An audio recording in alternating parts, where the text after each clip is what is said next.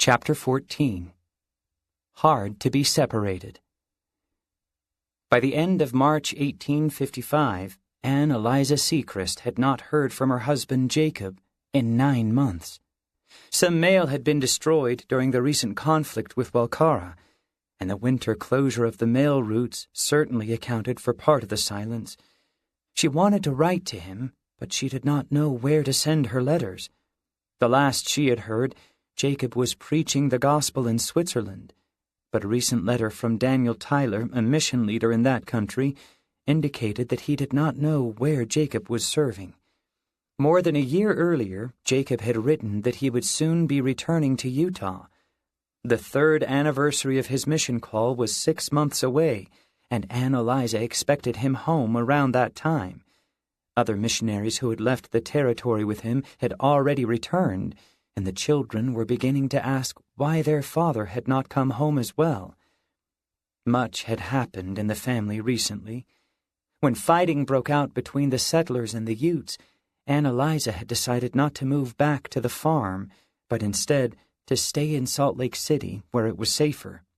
For a time, she had rented part of their house in the city to a newly arrived family of Scottish immigrants. She had also raised 2 fat hogs that provided much of the family's food for the winter. The children were attending school, improving as readers, and learning the gospel. Throughout Jacob's absence, she had been careful with the family's resources and had tried to stay out of debt. On March 25, 1855, 3 Swiss saints visited Anne Eliza and the children. One of the saints was Serge Louis Balif, an early convert to the church in Switzerland. He had been a leader in the Swiss mission when Jacob arrived. Before Serge and his family emigrated to Zion, Jacob had given him a written history of his mission and gifts to give to Anne Eliza and the children. At the end of his mission history, Jacob wrote down some reflections on his missionary service. "I have done but little as yet, and how much good I shall do while in Switzerland, time will only prove," he wrote. "I have seen some few rejoice much under my instructions, and trust I shall see the time yet in this country that saints will rejoice in my teachings, which are simple." To Louisa and Mary Elizabeth, Jacob had sent pairs of scissors, which he instructed the girls to keep shiny. To Moroni he sent a small box full of toy soldiers and some marbles to share with his 2-year-old brother, Nephi. He also promised to bring the boys swords from Europe. After reading about Jacob's experiences, Anne Eliza wrote him in care of the mission office in Liverpool, England. She kept her letter brief, unsure if it would find its way to Jacob before he returned home. As always, she shared news of the children and the farm. "I have done all along the very best I knew how since you went away," she wrote. "Praying God to bless and preserve you continually is the sincere wish of your affectionate wife." On May 5, 1855, George Q. Cannon awoke to a frosty spring morning in the Salt Lake Valley. He had been home from Hawaii since late November. 12 days after his return, he had borrowed an ill-fitting suit and married Elizabeth Hoagland in her parents' home, a moment he and Elizabeth had been anticipating since before George left on his first mission. Now, 5 months after their wedding, the couple had been invited to attend the dedication of the Endowment House, a new building on the temple block in which the saints could receive sacred ordinances while the temple was under construction. Following the dedication, Elizabeth would receive her endowment, and she and George would be sealed together. The couple would then leave for San Francisco, where George had been called on a mission to publish the translation of the Book of Mormon in Hawaiian. George and Elizabeth arrived at the Endowment House just before 8 o'clock. It was a simple, unadorned building with solid adobe walls, 4 chimneys, and a sandstone foundation. Inside, the house was divided into several rooms for the endowment and sealing ordinances. Brigham Young convened the dedicatory service on the top floor, and Heber Kimball offered a dedicatory prayer. When the prayer was finished, Brigham pronounced the structure clean and declared it to be the house of the Lord. Heber, Eliza Snow, and others then administered the endowment to 5 men and 3 women, including Elizabeth. Afterward, Heber sealed George and Elizabeth together for time and eternity. As planned, the couple said goodbye to their families later that day. George expected their parting to be hard on Elizabeth, a schoolteacher who had never left her family, but she remained composed. Abraham Hoagland, her father and a Salt Lake City bishop, blessed the couple and encouraged them to do right. "Take care of Elizabeth and treat her kindly," he told George. The couple traveled south along the same route George had taken to California in 1849. On May 19th, they arrived in Cedar City at the same time as the First Presidency, who had come to inspect the town's fledgling iron industry. George was impressed with the Saints' progress there. Aside from establishing the ironworks, they had built comfortable homes, a meeting house, and a protective wall around the city. The following day, Brigham organized a stake and called a man named Isaac Haight to preside over it. Later at the Haight home, George and Elizabeth visited with Brigham Young and Jedediah Grant, who had been called to the First Presidency after the death of Willard Richards in 1854. Brigham and Jedediah blessed George to write and publish with wisdom and inspiration, and to speak without fear. They also blessed Elizabeth to accomplish a good work alongside George, and to one day be reunited with her loved ones in the valley. Afterward, Brigham encouraged George to develop his writing talents as much as possible. "Roar," Jedediah added. "Let them know you are a cannon." Around the time the Cannons left for California, 13-year-old Martha Ann Smith received a letter from her older brother Joseph F. Smith in Hawaii. "I am well and hearty," he wrote cheerfully, "and have grown considerably since you saw me last." Whether he meant that his growth was physical or spiritual, Joseph did not say. He seemed far more interested in dispensing brotherly advice to his younger sister than in describing his new life as a missionary in the Pacific. "I could give you much counsel, Marty, that would be beneficial to you as long as you live upon this earth," he declared grandly. He encouraged her to listen to her older siblings and not fight with her sisters. "Be sober and prayerful," he advised her, "and you will grow up in the footsteps of your mother." Martha Ann appreciated her brother's advice. She had been just 11 years old when her mother died, but her memories remained vivid. Growing up, Martha Ann had rarely seen her widowed mother smile. In fact, if Martha Ann or her siblings ever made their mother laugh, they considered it quite an accomplishment. Yet Mary had been a loving mother, and Martha Ann's world now seemed empty without her.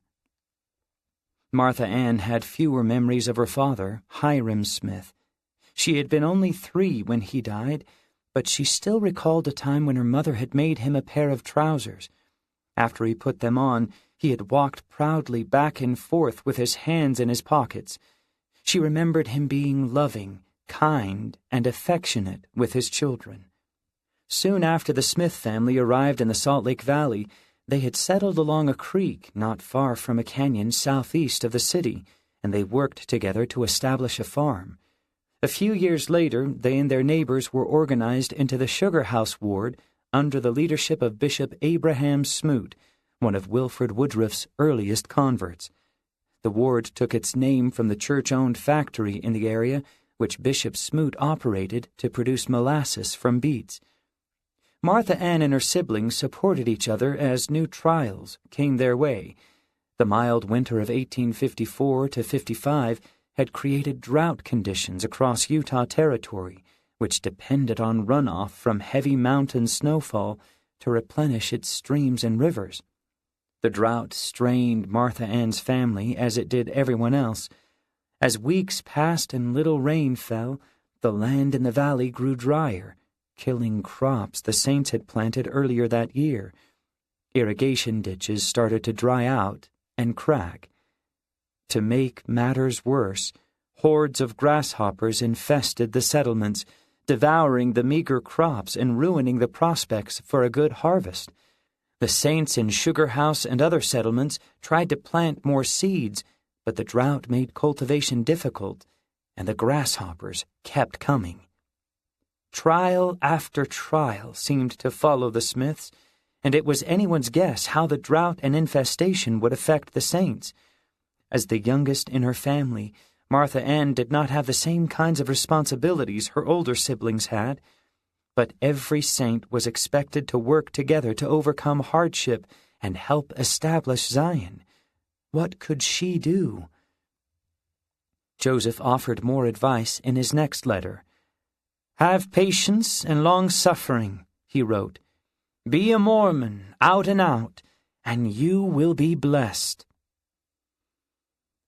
On the prairie 1,000 miles to the east, at a small emigrant settlement called Mormon Grove, Danish convert Nikolai Dorius and a wagon train of nearly 400 saints from Denmark, Norway, Nova Scotia, and England started for the Salt Lake Valley. Company leaders expected the journey to take 4 months, which meant that Nikolai could expect to reunite with his daughter Augusta, now 17 years old, as early as September. 6 months earlier, Nikolai had left Copenhagen with his 3 youngest daughters, Caroline, Rebecca, and Nicolina. His sons Johan and Carl were still serving missions in Norway, so he was unable to say goodbye to them personally. Emigrants like Nikolai were eager to come to Zion, not only because of their faith in the restored gospel of Jesus Christ, but also because they wanted to escape the wickedness of the world and find a better life for themselves and their families in the Promised Land. Inspired by the American missionaries' enthusiastic descriptions of Utah, many of them pictured the Salt Lake Valley as a Garden of Eden and made every sacrifice to get there. It had taken about 6 weeks to cross the ocean. Peter Hansen, the first missionary to Denmark, took charge of the company on board the ship. He and his 2 counselors organized the saints into 7 districts and called elders to maintain order and cleanliness in each unit. When the ship docked at New Orleans, its captain praised their good behavior. "In the future," he said, "if I have my choice, I will bring none but Latter-day Saints." At New Orleans, Nikolai and his daughters had boarded a steamboat and traveled up the icy Mississippi River with their company. Tragedy struck when 6-year-old Nicolina took sick and died not long after leaving New Orleans. More people died in the days that followed. By the time Nikolai arrived in Mormon Grove, 14-year-old Caroline had died as well, leaving only him and 11-year-old Rebecca to reunite with Augusta when they arrived in Utah. At Mormon Grove, the emigrating saints found temporary work to earn money to purchase oxen, wagons, and supplies for the journey west. They were also organized into companies. Nikolai, Rebecca, and other saints from Denmark and Norway were placed in a company led by Jacob Sechrist. After being away from his wife and 4 children for nearly 3 years, Jacob was anxious to reunite with them in Utah. Since he did not speak Danish, the most common language spoken in the company, he relied on Peter Hansen to translate for him. The company left Mormon Grove on June 13, 1855. Moving west, Jacob was often impatient with the Scandinavian emigrants. Most of them had never driven oxen before, and sometimes it took 4 men to keep 2 oxen moving in a straight line. More concerning was the health of the company. Emigrating saints usually had few, if any, deaths in their companies, but on the first day out, a man in the Sechrist company died of cholera. 8 more deaths followed over the next 2 weeks.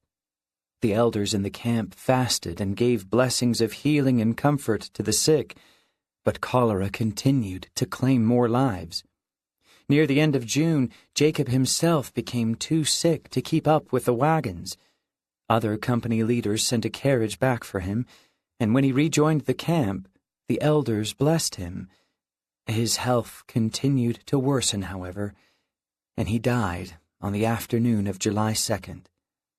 The emigrants wanted to transport his remains to his wife and children in the valley, but with no way to preserve the body, they buried him along the trail. Nikolai, Rebecca, and the rest of the company pressed on through August and the early weeks of September. There were no more outbreaks of cholera among them. On September 6th, they climbed the last mountain pass and camped beside a stream a short distance from their destination. The next morning, the emigrants washed themselves and put on clean clothes in preparation for their arrival in the Salt Lake Valley. Peter Hansen said they ought to clean up after they got to the city, since they had a dusty road ahead of them, but the emigrants decided to risk the dust. They traveled the last few miles full of hope, eager to see the place they had heard so much about. But as they entered the valley, they did not see a Garden of Eden. They found a drought-stricken basin covered in sagebrush, bone-white salt beds, and grasshoppers as far as the eye could see. News of Jacob Sechrist's death appeared in the Deseret News on August 8th, about a month before his company arrived in the valley. His death was reported along with those of two other missionaries, Albert Gregory and Andrew Lamoureux, who had also died on their way home to Utah. These, our brethren, were prosecuting their way homeward with heart beating joyously, the news article stated. But the decrees of an all-wise providence went forth, and like good soldiers they meekly bowed with their armor on, and now rest from their labors, and their works will follow them.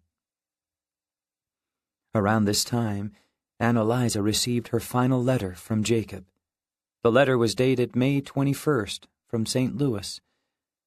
"I am in good health and about ready to start up the Missouri River," it read in part. "May the God of Israel bless you with the blessings of his Spirit, and health, faith, and long life."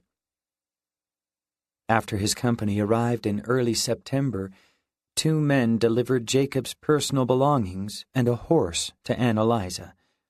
As promised, Jacob had brought back a sword for each of the boys, as well as material for nice suits. For the girls he had brought back dresses and fabric.